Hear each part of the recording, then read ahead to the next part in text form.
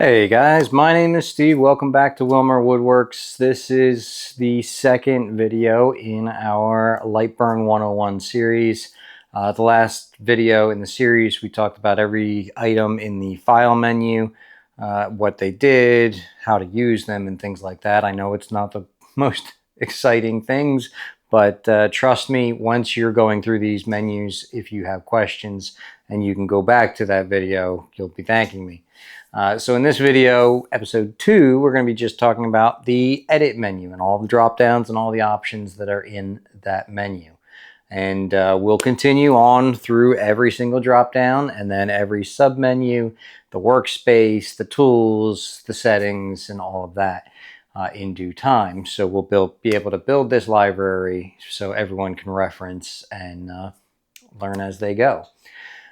So let's get straight to the computer and we will start talking about that. But before we do, if you guys have found interest in any of the videos that I've been putting out, I know some are a little scattered. I do some unboxings of just things that I find interesting. But we try to do a lot of woodworking tips, tricks, tutorials, things like that. Things that I've learned that I think can help you. Feel free to like or subscribe to the YouTube. Looks like TikTok is back for now, so we are slowly gaining followers on that. And I'm also trying to put out some more photos and things on Instagram. So be sure to check out that channel as well. And I also have a Facebook community and a group as well. So these are all ways that we can connect. So until then, appreciate you watching, and let's get straight to this tutorial. Okay, welcome back to the computer. So today we'll continue on the menus. So the menus, we started with File, now we'll move over to Edit, then Tools, Arrange, Laser Tools, and then once we're done with all the menus, then we can work on the toolbars, the workspace, and pretty much encompass everything and build a nice, thorough reference library. So if you have any questions, always feel free to leave them on any of the videos and I'll try to address them and direct them the best I can. So let's get right into the software. The edit menu contains everything that you would use for selecting and manipulating objects, in addition to program, device, and machine settings.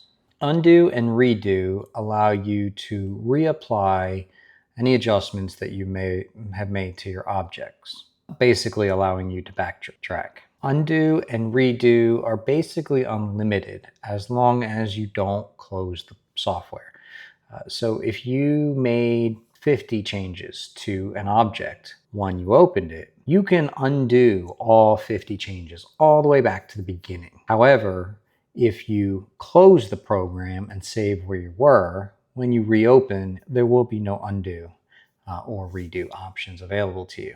And as you can see, next to the undo and redo are also the short codes or quick keys. So Command Z or Shift Command Z will allow you to quickly undo and redo any of those procedures you want to take care of. Select All simply selects all graphics in your project. Invert Selection deselects anything that is currently selected and will select anything that is not currently selected. Let's try to give you an example. So I'm going to make a couple of boxes here on my work area. So that's what this space is right here. So I am going to just drag and select these two boxes. So if I go up to File, Edit, Invert Selection, it will automatically deselect these two squares and select my unselected square. I can also go up and select and hit Select All, and now all three objects are selected. I can hit Undo Selected Objects, and then I can click Redo Selected Objects. The next group of options in our edit menu are our clipboard options, which include cut, copy, duplicate, paste in place. And they also come with their quick keys or hotkeys. So having these three selected, I can also duplicate, and that will automatically duplicate not just the object, but the placing and sizing of the object. Similar to Word, Excel, any other application you may be used to, You can also hit Command Copy, Command C for Command Copy, and then Command V for Paste, or just Command D for Duplicate. The next option is simply Delete. So if there is an object on your project that you wish to delete, you can simply select the object and hit the Delete key. You can also select the object and click the Delete key on the keyboard. The next option in the Edit menu is Convert to Path. So right now it's not selected because I haven't selected an object. So I will go and select this object and click on Edit and Convert to a Path. And this will take a simple object and allow me now to edit the nodes of this object. After selecting Convert to Path, if I go over to the Tools toolbar on the left, which includes the Select, Draw Lines, and so forth, you will see one that says Edit Nodes. And now, since this is a path, now we can edit the node and manipulate our object. We can do this with any object, not just rectangles. We can do it with a triangle, octagons, any item that will have nodes, even circles. And this will allow us to easily manipulate an object to our desired settings. The next option in the Edit menu is Convert to Bitmap. And this will take a vector graphic and do just that, create a bitmap out of it. Vector graphics make up lines, curves, nodes that define the contours of the shapes. While a bitmap image are made up of a grid of shaded pixels. And you can change the dp dots per inch however you see fit. So now this is no longer a object, this is a bitmap. Once a vector graphic is converted to a bitmap image, it is set to image mode and can be engraved using the dither pattern. The next option is Close Path, and that connects individual shapes with one start and one endpoint, creating a new line between the points. So let's say I had drawn a box or some other shape and I didn't quite close the shape. So if we preview this, you'll see that there is a small gap. Now that is important when you're filling an object. So let me delete these other squares. So this is the only object that we have. Let's change this from line to fill and see what happens. One shape, but wasn't closed. So we hit Show Me. So you can see that this shape is not closed. Then we simply go to File and Close Path. And that will close the gap. And now if we go to Fill, or go to Preview, we'll see that this box is able to be previewed as a fill. Now, what if we drew a box and the tolerance was not as close? So we will draw this box and we will stop it here. So we can go to select the object and we will go to Edit and Close Selected Path with Tolerance. And then we can figure out what this threshold could be. And there, now it will join those lines. Now you notice it did not draw those two lines exactly because it's just going from one line to another. So if we did draw this a little bit straighter, this will give us a better closing. Edit, Close Path with Tolerance. And then we just join the two with line and we increase that tolerance and you can barely tell if they were off. The next option is Auto Join Selected Shapes. Now this is basically It'll join the nodes of an item. Let's say we import an image and the image has a whole bunch of curves. It will join those nodes into one shape. Optimize selected shape. This helps by smoothing a selected shape by reducing the node count and fitting them to arches and lines. So I have this simple text here, and we will select this text. When it's selected, we can hit Optimize Selected Shapes. And you can see there's a lot of lines, a lot of points, and we can make these adjustments to smooth and reduce the amount of nodes. If we go completely off to the side, it'll reduce from 560 points to 230 points. Now it does, let me hit Command Z to go back, and you can see. So if we do the Shift Command Z, Shift Command Z, you can see the difference. It's sometimes beneficial if you have a lot of nodes and you want to reduce them. I would not go drastic and reduce as many, but it is an option that you can do. The next option in the Edit menu is Delete Duplicates. And that does pretty much, it finds and removes any duplicate objects in your project. Now, objects don't need to be selected to be determined to be a duplicate. They will need to be ungrouped, identical in size, shape, and position.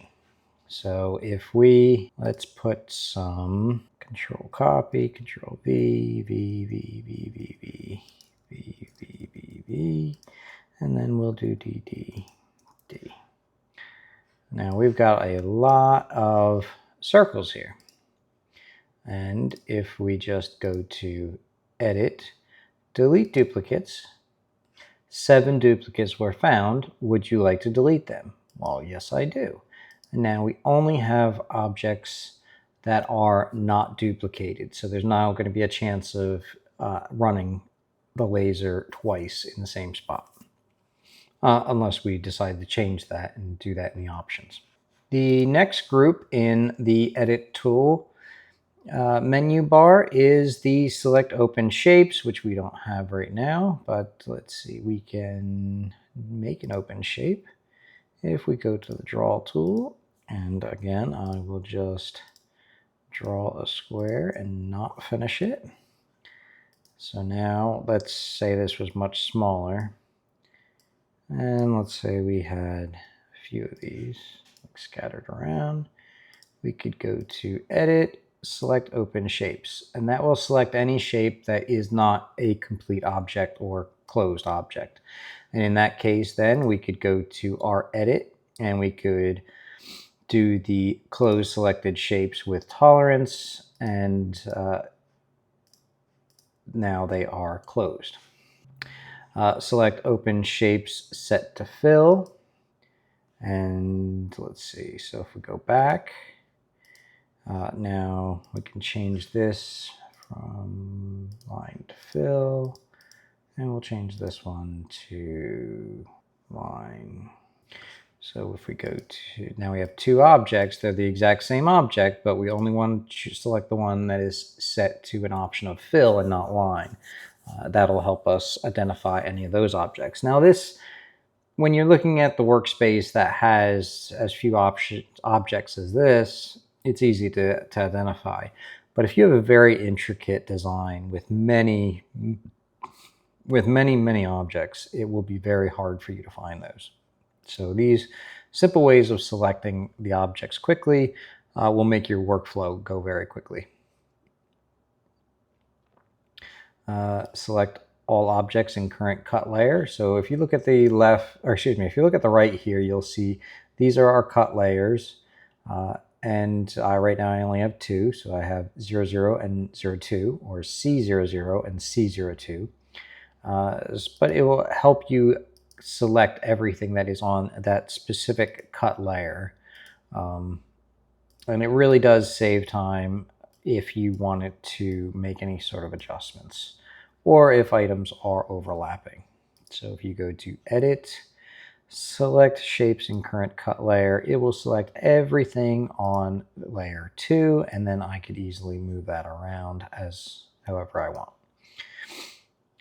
The next option is select contained shapes.